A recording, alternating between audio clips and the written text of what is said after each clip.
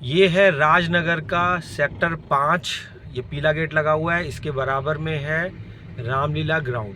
तो आप देख रहे हैं ये सुबह सुबह ये जो गाड़ियां हैं, आर्य समाज मंदिर है यहाँ पर, वहाँ पर योगा होता है। तो इस वीडियो में हम कवर करेंगे गाजियाबाद की प्रॉपर्टी, राजनगर, मेरठ रोड, मधुबन बापू धाम। तो मैंने जो कल वीडियो बनाया था उसमें मैं आपको मधुबन बापू धाम लेकर गया था मेरठ रोड से। अभी मैं आपको मधुबन बापू धाम लेकर के चलूँगा हापुड़ चुंगी चौराहे से।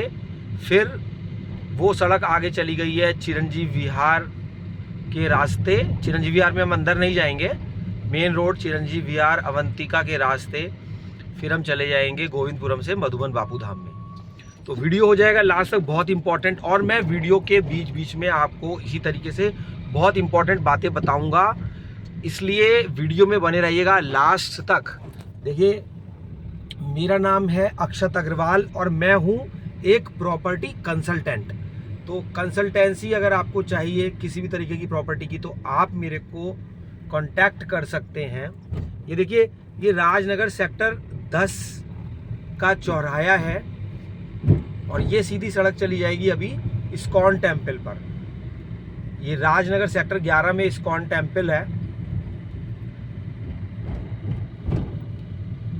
यहाँ पर बहुत अच्छे घर बने हुए हैं। इवन आप अपना घर बनाने का अगर प्लान कर रहे हैं तो आप यहाँ पर आकर के डिफरेंट डिज़ाइंस देख सकते हैं। राजनगर को सभी जानते हैं। अभी क्या है कि एक राजनगर एक्सटेंशन और बन गया है जहाँ पर हाई राइज बिल्डिंग्स हैं। वो राजनगर के पास में ही है, पास में बोल सकते हैं कि जैसे कि 2 किलोमीटर का ही डिफरेंस होगा। बट ये कॉलोनी अभी काफ़ी, यहाँ पर प्राइसेस और डिमांड प्लॉट्स की बहुत अच्छी है। यहाँ पर अभी राइट में मैं टर्न कर रहा हूँ और यहाँ पर एक पेस्ट्री शॉप है, डोनाल्ड पेस्ट्री शॉप। तो वीडियो में पूरा राजनगर कवर करने की कोशिश करेंगे, जो हमारे रास्ते में पड़ेगा राजनगर, और उसमें फिर मैं आपको लेकर के चलूँगा मधुबन बापू धाम। तो मेन फोकस आज रहेगा वीडियो बनाने का मधुबन बापू धाम पर। अभी ये सीधी सड़क जा रही है डोनाल्ड पेस्ट्री शॉप पर, राजकुंज पड़ता है। वहाँ पर एक गेटेड कॉलोनी है जिसमें मकान बने हुए हैं।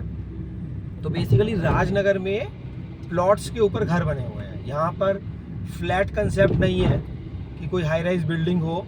और ये जीडीए की कॉलोनी है, गाजियाबाद डेवलपमेंट अथॉरिटी। तो जैसे कि मैंने आपको बताया था कि वीडियो के बीच बीच में मैं आपको बहुत इंपॉर्टेंट बातें बताऊंगा, इसलिए पूरा वीडियो देखना बहुत इंपॉर्टेंट है। जैसे अभी मैं आपको बता रहा हूँ कि रिसेंटली ही एक ऐसी न्यूज़ आई है कि जिसमें गाजियाबाद में स्टिल्ट का मतलब होता है पार्किंग, स्टिल्ट और +3 या 4 मंजिल। कुछ लोग बोलते हैं स्टिल्ट +3 पास हो गया है, कुछ लोग बोलते हैं स्टिल्ट +4 पास हो गया है।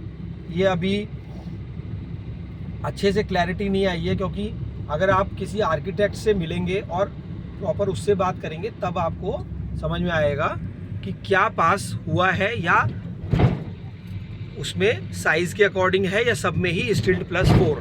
तो लेकिन ये तो हमें क्लियर हो रहा है कि स्टिल्ट +4 पास हो गया है। चाहे वो हर साइज़ के प्लॉट में ना हुआ हो, लेकिन वो पास हो गया है, या पेपर्स गए हुए हैं, कुछ होने वाला है। तो लगभग उसको आप फाइनलाइज ही मानिए, अब नहीं होगा।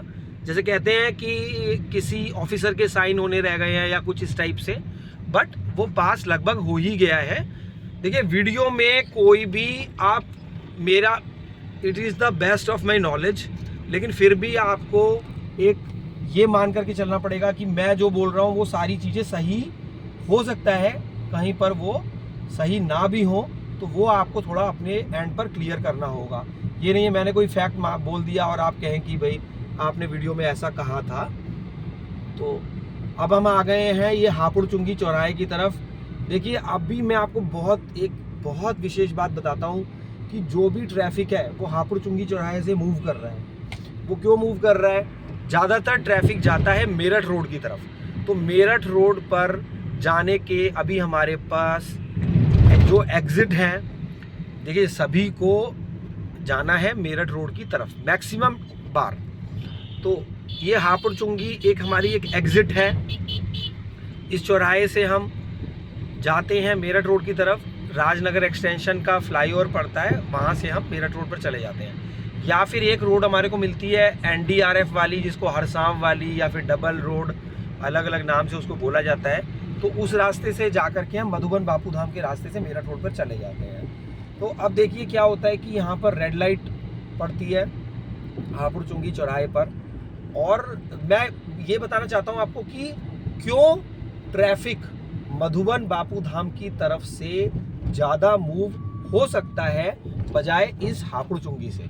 अभी वहाँ पर एक रेल का फाटक है और मेरठ रोड और मधुबन बापू धाम के बीच में एक रेल का फाटक है और वहाँ से ट्रैफिक मूव हो रहा है और ये जो कि जाता है मेरठ रोड पर। तो मेरठ रोड पर जाने के लिए मधुबन बापू धाम का रेल का फाटक है, वहाँ से लोग जाते हैं या फिर इस हापुड़ चुंगी चौराहे से जाते हैं। अभी मधुबन बापू धाम में रेल ओवर ब्रिज बन रहा है, उसका काम चल रहा है, बन ही जाएगा, उम्मीद करते हैं जल्दी बन जाएगा। तो फिर ये चिरंजीव विहार का और अवंतिका का ट्रैफिक भी मधुबन बापू धाम से ही मूव होगा, ऐसा मेरा अनुमान है, क्योंकि वहाँ पर उनको कोई रेड लाइट नहीं पड़ेगी। और ये जो देख रहे हैं ना आप, इस सड़क का जो ट्रैफिक है उससे भी वो बच पाएंगे। और आगे जा कर के जब चिरंजीव विहार से कोई निकलता है और फिर वो जाता है हापुड़ चुंगी की तरफ, चौराहे की तरफ, जो कि हमने अभी देखा था, फिर वो जाता है राजनगर और कवि नगर के बीच वाली सड़क से, तो हर जगह ट्रैफिक मिलता है। अब चिरंजीव विहार से कोई निकला, सीधे वो NDRF रोड पे पहुंचा, फिर स्वर्ण जयंतीपुरम के बराबर में से जाती है NDRF रोड, तो उधर से वो निकल करके सीधे मधुबन बापू धाम से सीधे वो मेरठ रोड पे पहुंचेगा, तो टाइम बचता है। देखिए जो वर्किंग है, जो जॉब में है या फिर जिसको भी देखिए टाइम की बहुत इंपॉर्टेंस है, तो वो उसके लिए 10 मिनट भी काउंट करते हैं। जैसे आज ज़्यादातर लोग GPS लगाते हैं कि कहाँ पर जाना है, तो 10 मिनट या 5 मिनट भी उनके लिए फ़र्क पड़ता है। तो सीधे ही गाड़ी फर्राटा भरेंगी मधुबन बापू धाम के रास्ते और नहीं जाना पड़ेगा हापुड़ चुंगी। अभी ये राइट हैंड साइड पे शास्त्री नगर पड़ता है, फिर चिरंजीव विहार और अवंतिका का रास्ता पड़ता है। चिरंजीव विहार एक काफ़ी अच्छी कॉलोनी है, लेकिन पहले अभी भी ठीक है, डिमांड में है, बट एक टाइम पे ये हॉट डेस्टिनेशन था कि यहाँ पर घर लेना है, अवंतिका में मकान बनाना है, क्योंकि नई कॉलोनी और ज़्यादा नहीं थी और कनेक्टिविटी भी मेरठ रोड से बापू धाम या स्वर्ण जयंतीपुरम या गोविंदपुरम की नहीं थी।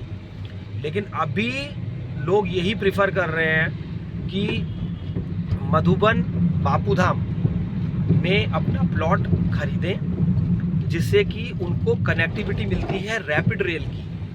देखिए क्या डिमांड में है, किसकी एडवर्टाइजिंग ज़्यादा है, या यहाँ एडवर्टाइजिंग की बात करें तो जैसे कि राजनगर के अंदर गौर सेंट्रल मॉल है, तो भाई सभी लोग पिक्चर देखने जाते हैं, बहुत भीड़ भाड़ होती है, तो जहाँ भीड़ होती है तो लोगों को लगता है कि बहुत ही अच्छा होगा।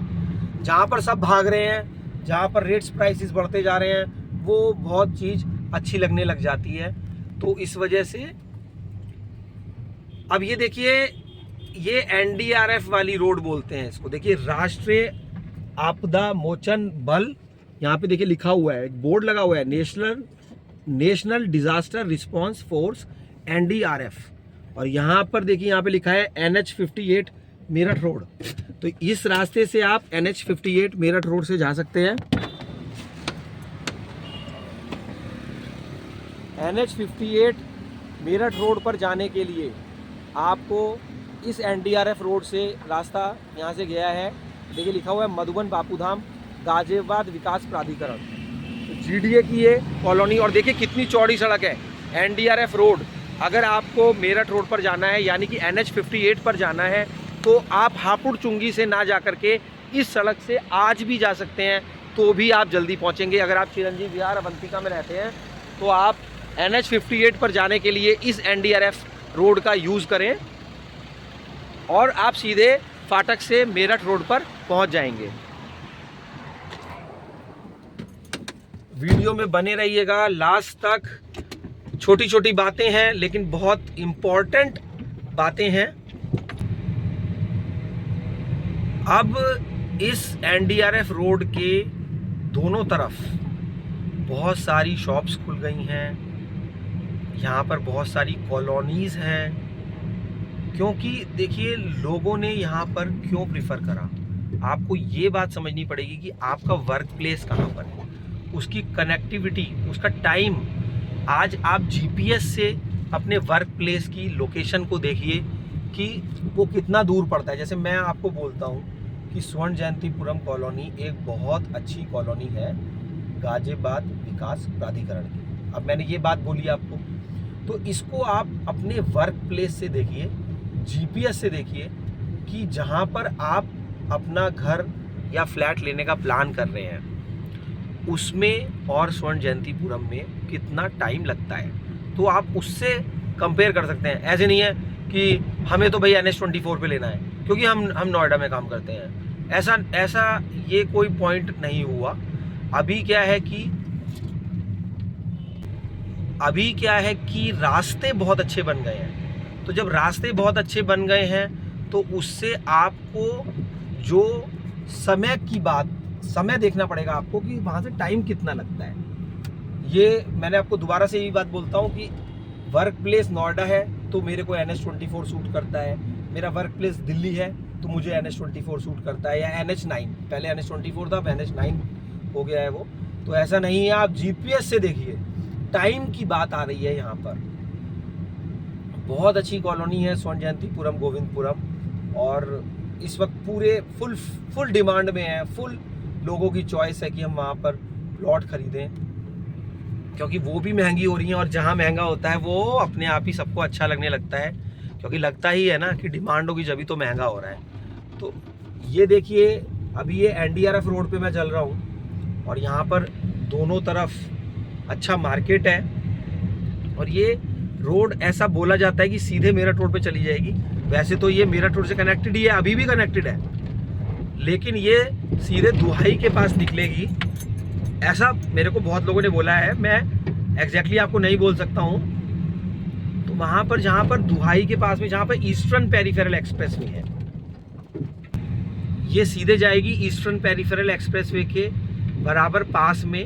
तो क्योंकि मेरे पास यहाँ का लेआउट प्लान नहीं है, इसलिए मैं आपको एग्जैक्ट बात नहीं बता पा रहा हूँ। यहाँ से ये स्वर्ण जयंतीपुरम के लिए रास्ता गया है, देखिए यहाँ पर लिखा हुआ है A+ जिम, ये A+ जिम है इसके रास्ते से।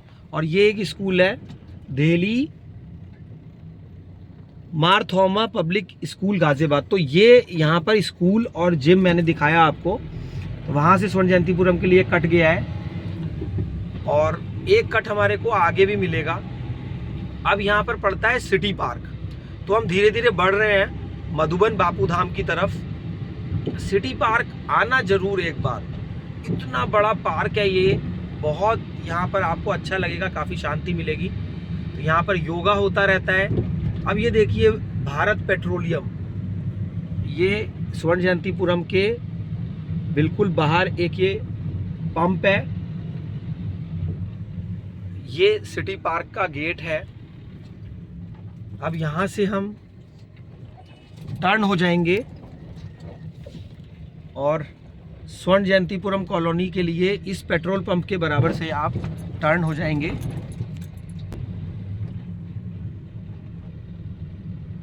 अब ये सीधे सड़क, अगर हम लेफ़्ट ले लेते हैं तो स्वर्ण जयंतीपुरम, अगर हम सीधे चले जाते हैं तो फिर ये गोविंदपुरम। सारी कॉलोनी बिल्कुल पास पास है, गोविंदपुरम, स्वर्ण जयंतीपुरम, मधुबन बापू धाम।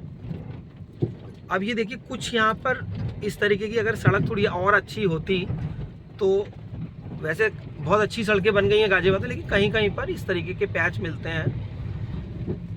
सामने CNG पंप पड़ेगा। इस सड़क पर है कर्पूरीपुरम, ये चौड़ी सड़क है, ये कर्पूरीपुरम है। यहाँ पर मेन रोड पर प्लॉट्स हैं। गोविंदपुरम का बस अड्डा आने वाला है, जहाँ पर गॉड होम के फ्लैट्स बने हैं। तो अब मुझे फ्लैट से याद आता है कि बहुत लोग फ्लैट इसलिए ले लेते हैं कि हम किराया देते हैं, इससे अच्छा तो हम EMI दे देंगे और हम फ्लैट ले लेते हैं। लेकिन मेरी कुछ ऐसे लोगों से बात हुई है जिनके पास फ्लैट हैं और वो ये बताते हैं कि उन्होंने जितने का फ्लैट लिया था उससे आज सस्ता ही उनका फ्लैट सेल हो रहा है। मान लीजिए किसी ने 30 लाख का फ्लैट लिया था तो आज वो 25 लाख रुपए का उनका फ्लैट सेल हो रहा है।